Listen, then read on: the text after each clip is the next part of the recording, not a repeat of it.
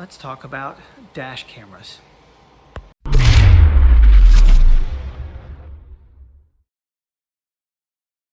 I get asked quite often by family and friends, what is the best dash cam out there to get? I really don't have a great answer for that, but I always tell them to go look at Best Buy. If you go on Amazon, there are tons and tons of dash cameras that you can find there, and you scroll through there, they're all essentially the same. They have different names. Often you can't pronounce them because they're all made in China or some such place, and they all have the same features, and it's very hard to compare. You have hundreds and hundreds of models and types to compare from. So my answer is always just go look at Best Buy. They stores like Best Buy, one of those tech stores, I don't know other ones you want to use, but they have people who go through the effort of selecting the dash cams that Best Buy will sponsor and sell. So it reduces the total number of cameras you have to look at. And you know, if you can trust their return policy and credit policy, whatever, that might all help out as well.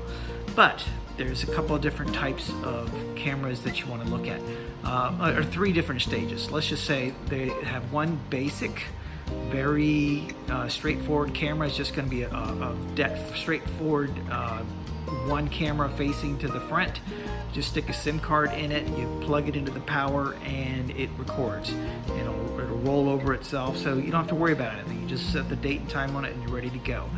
Those are generally your cheapest models, and if you take a look at Best Buy, they're going to have, like, you know, a couple of different ones, maybe 3 or 4 that you can do for that. The second one is going to be one of those dash cams that have maybe 2 cameras. That's going to have a camera facing forward and then a wired camera that's going to be mounted in your back window, so you have a second camera as well. It'll be similar to the other camera where you just have to pretty much plug it in and set your date and time and you're good to go, and that's it.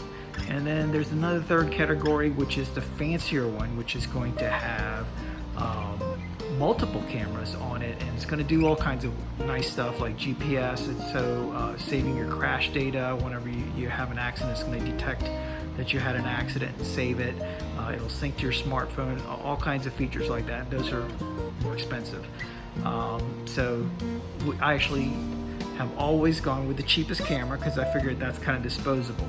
And the one camera that I have right now is the one I've been using in all my cars. It's the single camera, very simple, easy to set up and use, and that's what I've had for most of this time. So this is your basic entry-level cheap camera. It's just got the single lens on it, and it'll come with different mounting options, usually a suction cup that'll mount directly to the windshield. This one's got the 3M tape. A lot of the newer vehicles have the hard case that's connected to the windshield, which has your electronics in there.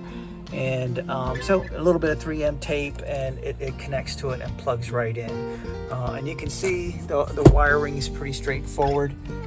It goes right up into, if you can see it, up in there. And you'll see from the headliner, it's going across there into the A pillar, and then down inside there, I've got the wiring run down pretty much behind the glove compartment, and then over to right here, the little USB center.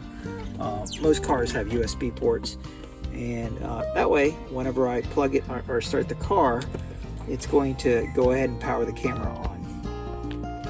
So that's convenient that whenever you start the car, the USB ports will be powered up, and that'll go ahead and turn your camera on. In our Honda, it's a little bit harder because we have to plug into the lighter port, and the lighter's always on, so we have to unplug the lighter or unplug the power for the camera every time we plug it back in as well. So it depends what your power source is going to be. Ours is just a USB port, and you can see this is pretty straightforward. Just have the date and time in there. All these symbols in here are for the SD card in there. It records in 1-minute increments, so this will flip over every minute, and so you'll have 1-minute files on the SD card. and this makes it really convenient. It's very dependable. We probably had this camera a good 3 years now. It's never failed. Whenever we've had anything we wanted to go back and look at, we can pull that SD card out and look at it on our computer. So I always do recommend you get the cheapest model because it depends on how much you want to do with it.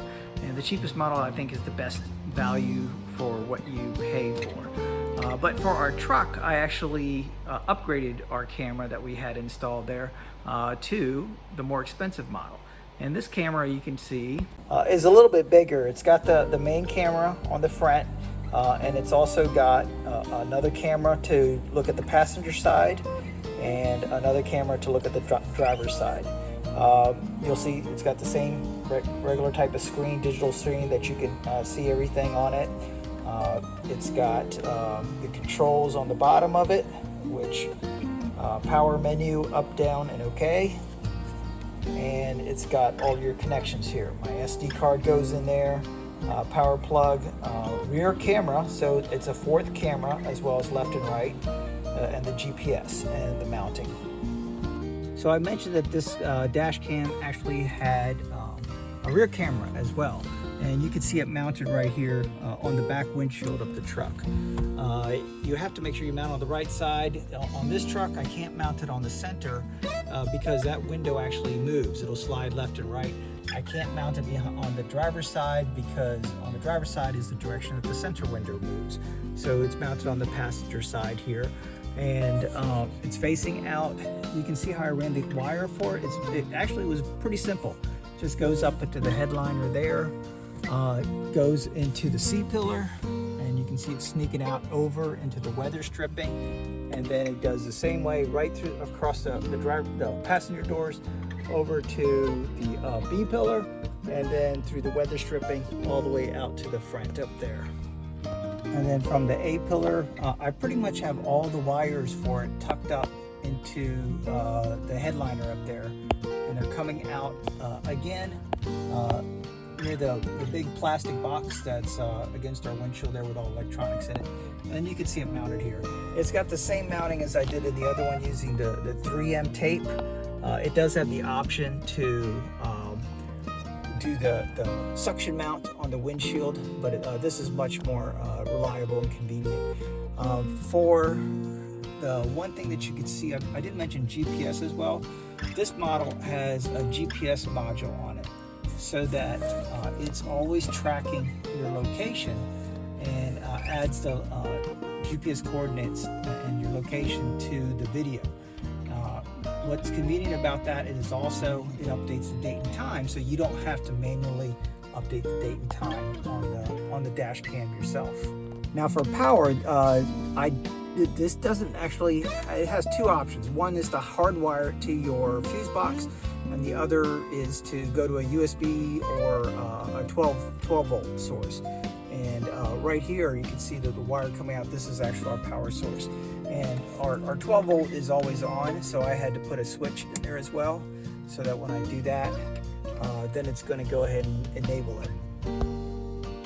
Once it's powered on, you can actually see that it's got a split screen of all four of the cameras. The top left is actually directly in the front, so you see what's coming up in front of the vehicle.